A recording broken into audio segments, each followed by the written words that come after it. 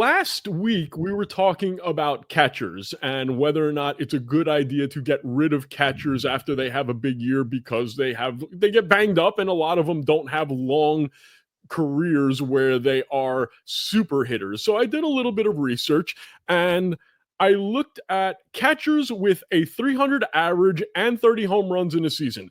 And it hasn't happened too many times. It's less than 15 players who have done it. And you can see the graphic right there. Mike Piazza did it 9 freaking times where he had 300 average and 30 RBIs. But then you have Johnny Bench who did it 4 times. You have Roy Campanella who did it 4 times. Cal Raleigh has done it 3 times. After that, it's slim pickings. So wait, Cal Raleigh that has had 300 average and 30 home runs in a season. Cal Raleigh's had a 300 average? That's the number I have here. Hold on.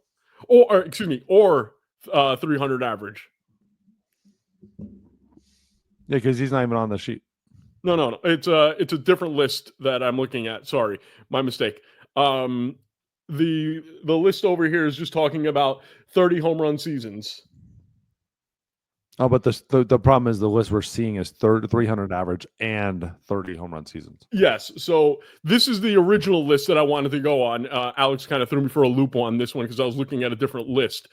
But if you take a look at this list right here, you see Roy Campanella 3 times. Mike Piazza did it a few times. Then you have greats like Mike Lieberthal and Charles Johnson and Javi Lopez. And I'm not trying to put those guys down. They were fine catchers, but they didn't have those multiple years of being dominant players. And that's what I was talking about last week.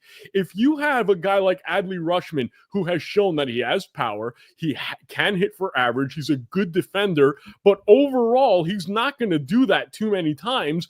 Why wouldn't you trade a guy like that when his value is high? You're trading the captain of the team. This doesn't make sense. This is the dumbest argument ever. We're treating the captain, the only player that plays both sides of the ball besides Shohei Ohtani. Why? It's mind-blowing. This is like trading a great quarterback and saying, well, there's a history of guys not being quarterbacks for long. Well, no crap, because those aren't good. So like having a good season doesn't make you a great player. Having great seasons consecutively and being a captain of a team, being a leader of a pitching staff, constantly doing these things that are invaluable. There are 3, there's like the most important positions of the game. Mm-hmm. Okay. You got center field, shortstop, pitcher, catcher, the most important positions. Catcher is number 1. So when you have a good one, the hell are you trading them for? This makes no sense. Anytime you have a great catcher, you have great teams. Like it's a consistent thing you see over the history of baseball. Just because you have a 300 season or 30 home runs and that doesn't replicate, doesn't mean that's the beautiful part about this position is that's not who you are. Is that I don't even need 30 home runs. I don't even need 300 average out of the team. I need a captain and somebody who can lead a pitching staff. The average and the home runs are just on top of that. Everything that you bring as a catcher is the opposite of what the argument is here. I don't care if you're Mike Piazza. Everybody said they hated throwing to Mike Piazza because he wasn't a good catcher. He was a first baseman who ended up being a catcher. He wasn't a great backstop. What we're talking here is when you have great backstops who lead pitching staffs, who are nonstop, like the captain of your team, the leader, you don't trade that. That breaks up locker rooms. That ruins teams. And so, like, yes, we had the argument of Adley Rutschman. Great couple of years, right out of the gate, some of the best starts in history. This right where he is right now, I think is a lot more of a sign that you have somebody who you believe is more of a better backstop, a better catcher, and you can move maybe Adley to another position and he'd be a better baseball player. They might be viewing Adley Rutschman as more of a elite, like a Mike Piazza type that can actually go to first base because they need him to go to first base or another position. And this other dude, they're signing him for 8 years. They believe that he will be the captain, the leader of the staff. So if you have a Cal Raleigh, that is the guy you can't be moving because you shouldn't be, no matter what behind it. Like You look at Salvador Perez, you look at Buster Posey, like these guys created longevity from their teams because like they're so good and they're a captain. I'm not talking about those kind of guys. I'm talking about the guys who have the huge offensive years, knowing that it's almost Talking about trade impossible. value, guys. And I'm talking about the guys who have huge years, like Cal Raleigh, who's got a 50 home run season. Buster had great huge years. Pardon? Buster had huge years. Yes, he did. Salvador But Perez there has are had huge outliers. years. He is an outlier in my argument. But the bottom line is you have a lot of catchers who have had huge years that you can get a lot for, and you can still find that captain of your team. He doesn't need to be a 30 and 100 guy with a 300 batting average. That's my point. I can take the value of Cal Raleigh right now. I have a 50 and 100 guy that everybody else in baseball would be licking his chops. And the odds that he's going to replicate this 2 years from now are slim. So let me trade him now. I can bring in a catcher who is that backbone, who is that I'm going to be the guy, I'm the leader, I'm going to hit you 15 home You runs. already have that. But I'm going to get a shit ton pieces more when I trade Cal Raleigh, get the extra pieces, and then use that other catcher Every in place single of extra piece that you're like this on, if they do everything and hit everything is perfect, they're Cal Raleigh. But I'm not looking like for... you have Cal Raleigh. Like, but I'm not looking for that out of my catcher. I want to trade him now that the value's high, bring in another guy. I'll give you a perfect example. We talked about this before the season.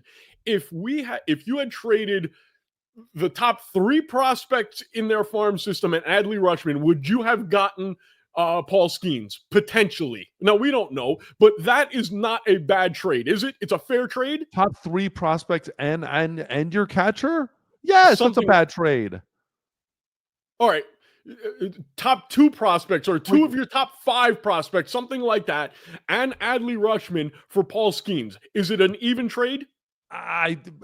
That's a pretty hard example when you're trading your captain of your team, like the guy who's running your pitching staff. That's why you don't see catchers getting traded.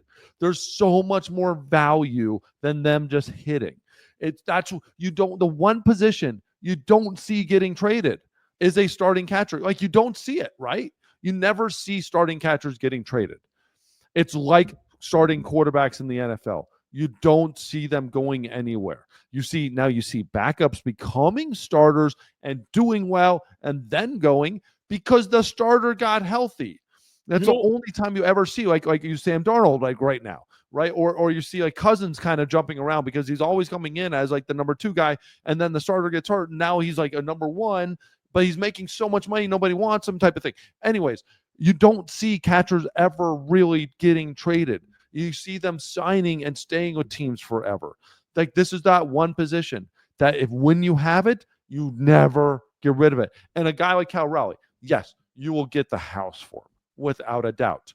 But then you ruin your pitching staff, and you get rid of like a guy who's super productive and had been productive. So like, and if all those guys are so good, they'll become Cal Raleigh. Like, you already have Cal Raleigh. And he's leading your pitching staff, and everybody loves him, and he's selling tickets, and he's a big dumper. Your job is to sell tickets. This dude is selling tickets constantly. And like, I get the idea of like, it's easy to sit back and go, but I'll get value. Yeah, but you're losing so much more when you trade a catcher. I am always up for trading a starting pitcher, trading somebody else, unless they're like the captain, the dude. Everybody else on that team looks at him. You don't ever trade that guy because that's what you trade. That's the Derek Jeter factor. Was he the best shortstop ever? No. Was he the best shortstop any year? No. Was he the best defender? No. Did he have the best arm? No. But what he brought to the table every day was invaluable. You could have gotten a lot more for him in behind the scenes armchair like analyst. Yes. But you can never replicate what he brings to the field every day. You can't ever replicate that. That's why you never move a good catcher. You never, ever. These guys never get traded. They get traded in the minors. You never trade them in the big leagues. Like once you trade them and they've established and they're the leader and they're the captain, dude, they never go anywhere. Well, then you are going to end up with your Gary Sanchez's. Enjoy your Deshaun Watsons, who they got rid of when he Yes. Gary Sanchez, dude, one season, and he was a horrible catcher. He wasn't a catcher. And everybody knew that. That's the problem. Is like, if we go back in the time machine and think about the Yankee years, everybody was screaming that this dude is not a catcher. He was horrible behind the plate, didn't have a good arm, did not run a pitching staff. Nobody looked at him as a leader, but the Yankees kept putting him at catcher. Nobody wanted him as a catcher, and everybody knew it wasn't right. And that's why Anthony Romine or whoever it was still had a job, because he was actually the captain. He was the dude behind the scenes, like the captain of the pitching staff. Everybody knew Gary Sanchez was a first baseman DH disguised as a catcher. He was Mike Piazza without all the hitting, some hitting. And everybody saw it, and everyone's screaming at it. That's not the guy we're talking about. Okay. Adley Rutschman's not Gary Sanchez. All right, so let me bring up a guy who was on this list. We'll go back to 1999. Mike Lieberthal, okay? Hit 300, 31 home runs, 96 RBIs. Okay? And he hit 20 home runs only once more in his career. He was a two-time All-Star in 1999 and 2000. If you had traded him in 1999, you would have been a better team, and you would have found a replacement value catcher. And there's a whole bunch of guys like that in the history of baseball. Take a look at what the Minnesota Twins, when they signed that idiot Joe Mauer. Actually, that's not fair. I'm sure he's a nice guy. He's Hall of Famer, no matter what we think, and he got better. Hall of Famer? Hall of Famer? He shouldn't be in the Hall of Fame. I get that argument. I understand. But the dude actually got better. And again, you're asking to trade a Hall of Famer early on who ended up having a 330 year or whatever with whatever. Trust me, we believe that Joe Mauer's not a Hall of Famer, but that's not how everybody else viewed him, and that's not how Minnesota Twins viewed him, right? Like, he was on a level that was above everybody. You don't move those guys. You don't trade them. Again, was he worth the money that they gave him? Let's not talk about a guy who ended up being in the Hall of Fame. Let's talk about a Mike Lieberthal. These are better arguments for your case. Okay. These are much better arguments for your case. And the year you're talking about is 1999. He was already in the big leagues for 5 years, for 4 years, and he hit 300 with 99. The next year, 278, 231. Absolutely. Then 279, 313, 271, 263, 273. Like, he had established who he was. He had one really good year. They could have moved him. I get it. But he was a 15 to 20 home run guy who 1 year hit 31. That's not 50. And Mike Lieberthal stayed in Philly for years and through like some of those times when, yes, they weren't the greatest team, but they were actually pretty good. Could I find another catcher that would get me 15 and 60 and hit me 250? Yeah. Very easily in baseball, you can find those. But again, like, we one argument on one player, I get it, and there's probably plenty more. There's a ton. But like, you're also completely invalidating anything he else did as a running a pitching staff. Anything. And like, that's the thing. Catchers don't just do that. They don't just show up. There's a reason these guys aren't getting traded. When you find one that's running a staff and can hit a little bit, there's a reason these guys go nowhere, anywhere. Like, out of every position, these guys get moved the least. And there's a reason. And it's because they're so invaluable when you find one that can do it. So you don't move them, because the next guy in line, you're losing so much more than the 50 home runs. I get what you're going to hit, and especially in Safeco, what you're going to get 15 out of your catcher. Okay, let's say Cal Raleigh has the year we all actually thought he was going to year, which is 30. Yeah, dude, where the hell else are you going to find that? Just that, and be like the dude. But if you look at the history of baseball, it is very difficult to replicate what he is doing many times over. Only Mike Piazza has done that. This is all icing on the cake. They signed for 30 home runs. And they're paying him for 30 home runs and being the leader of a team. But this is all icing on the cake. Awesome. But you can't ever, like, if you went and traded him and the crap you're going to get back and hope they become him, while you have the best pitching staff maybe in their history, 1 through 13, and you're losing the dude who's running that staff. That's why, again, these guys don't get moved. It's an argument that's flawed from the beginning. Okay. I'm not even disagreeing that you can get value. No, not even we know you disagreeing. can get value. There's no question on that. We should probably move on. Well, hold on 1 second. I just want to talk about one more thing. For the sake of the show, we can continue this for the sake of who's recording the show. Okay, fair enough. We'll move on. But do me a favor, guys. If you're watching this, please go in the comments and let me know who you think is right, because I cannot believe that Arzma believes the things that he's saying right now. Well, let's hear what you guys think of catchers and if their value and where they should be traded, and if Cal Raleigh should be traded now.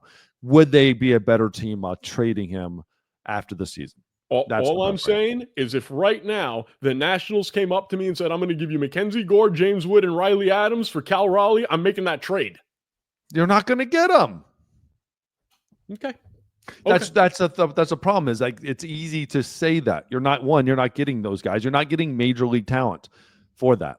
You're not getting major league players. You're getting prospects. You're not going to get major league Mackenzie Gore, Wood. You're not getting those guys.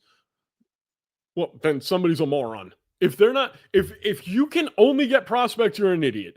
And you know who else are idiots? People that don't go to Top Velocity Pro. You want to be a pitcher? You want to be the best player you can be? Then don't be an idiot. Don't hold on to Cal Raleigh. You call David Arzma and you find out how to become the best pitcher you can be. I have nothing else to say about that. Do that. Do exactly what James said.